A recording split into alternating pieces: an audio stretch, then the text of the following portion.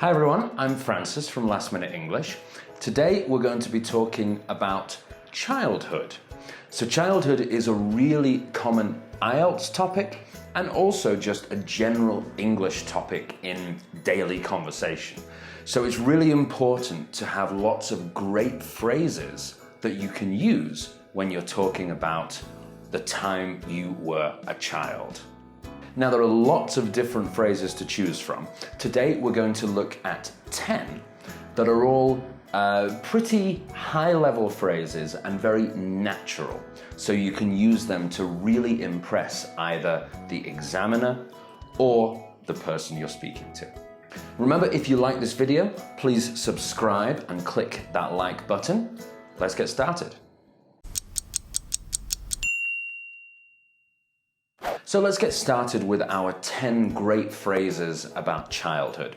For each phrase, I'm going to tell you what the phrase is, also what it means, of course, and the grammar of it so you know how to use it, and then we'll look at an example sentence. So the first phrase is corporal punishment. Corporal punishment.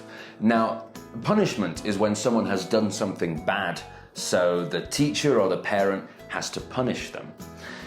Corporal punishment is when the punishment would be something physical, like hitting someone with your hand or with a stick.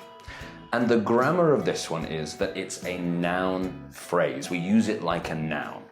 So you could make an example sentence and say, corporal punishment used to be very popular in my country, but these days it's against the law. The next word is also a type of punishment. This one is grounded. Now, grounded means when your parents force you to stay at home or even stay in your room and you're not allowed to go out because you've done something bad. And the grammar is, it can be used as a verb, so my parents grounded me, or it can be used kind of like an adjective or a passive verb. I am grounded today, or I couldn't come yesterday, I was grounded. So we've got two examples for this one. First of all, I can't come to the mall today, I'm grounded. And then the second one is, my parents never grounded me when I was young. Number 3 is, again, a type of punishment, which is tell someone off. Tell someone off. So we can say, tell me off, tell you off, tell him off, like that. And what it means is when you did something bad and your parents would speak to you in an angry way, they might shout at you and they tell you what you've done wrong. And this one can change based on the tense, the time. So it could be yesterday they told me off, or right now my mum is telling me off. So for our example sentence, you could say, my parents always told me off when I did something wrong. So the first 3 phrases were all punishments. And number 4 is the reason you might be punished, and that is to act up. So act up means when a child behaves in a naughty way, or they're like shouting, trying to get attention, not behaving in a good way. That's acting up. And again, the verb act can change. He acted up yesterday, he is acting up, or he always acts up. So for example, you could say, I told my little brother to stop acting up in public, but he didn't listen to me. The next phrase is slightly longer. It's to raise someone to be something. Now, what this means is the way that your parents raise you, they want you to become a certain kind of person.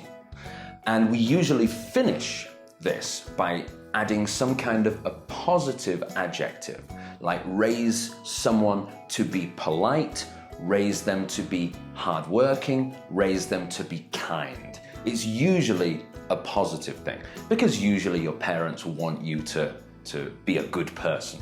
So for example, you could say, my parents raised me to be polite with everyone. The next one is go through a something phase. Now, a phase is like a period of time. And when we use this phrase, we're talking about a period of time when a child changes their behavior in some way.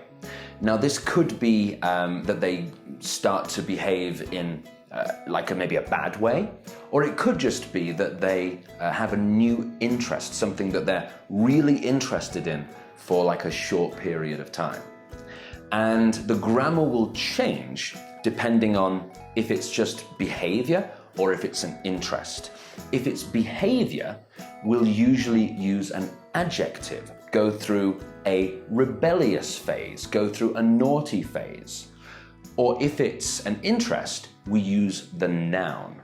So you could say for an interest, my cousin is going through a huge Disney phase at the moment. So it means that my cousin is watching all of the Disney movies and has loads of Disney toys and all of these kinds of things.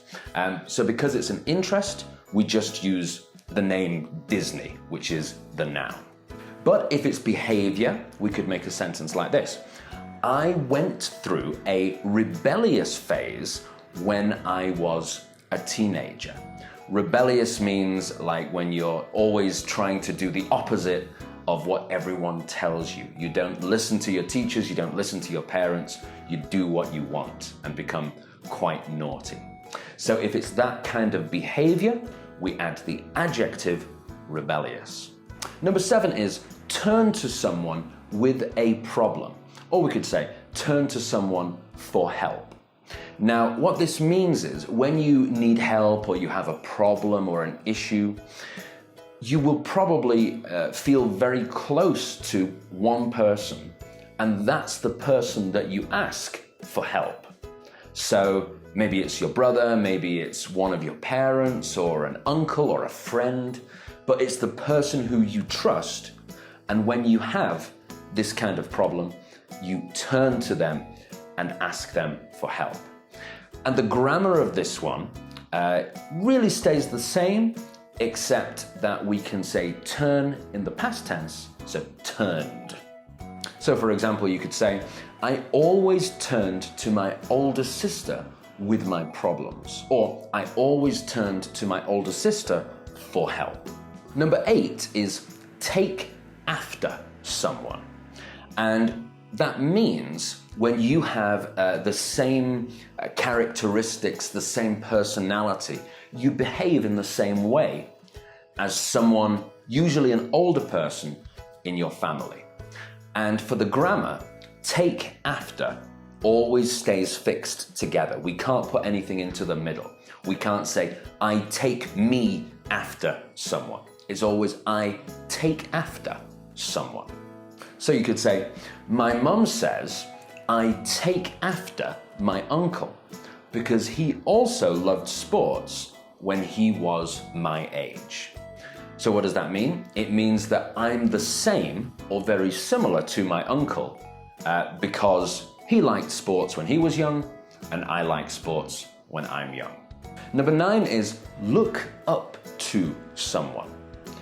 So what does that mean? It means when you admire someone who's older than you. So it could be an older brother or your parents or your uncle or a friend who's a little bit older, but you think that that person is really good, you admire that person, and very often you copy the things that they do, the way that they behave. And for the grammar, the look up to always stays fixed, except sometimes if it's in the past tense, we change look to looked. I looked up to him when I was young. So for example, you could say, I looked up to my older brother when I was growing up. And then the last phrase for this video is drift apart. Now that means when you had friends when you were younger, for example, when you were in primary school, but as you got older and you went to high school or you went to university, gradually you saw your primary school friends less and less, so you drifted apart from them. And usually we use drift apart towards the end of a sentence. Usually we'll say first the people that we're talking about, and then later in the sentence we say drift apart. So for example, you could say, I had a really close friend called Paul in primary school, but we drifted apart as we got older. So once we got to high school and university, we just didn't see each other anymore. So we drifted apart. So those are our 10 great phrases about childhood. They're all really common, but quite high level, and would be a great way for you to get a level 7 or higher in your IELTS speaking, or just to impress people with your very natural English. If you want to see all of those 10 again with the example sentences, you can find them down here under the video. Please remember to subscribe and to like this video as well, and share it with your friends if you think they'll find it useful. We have live classes every Monday night at 9 p.m. You can find the details down here. And if you want to get a high score in your IELTS speaking and writing tests, you can also check out our courses. They're very, very useful. The links are down here as well. I'm Francis from Last Minute English. Thank you very much for watching, and I'll see you next time.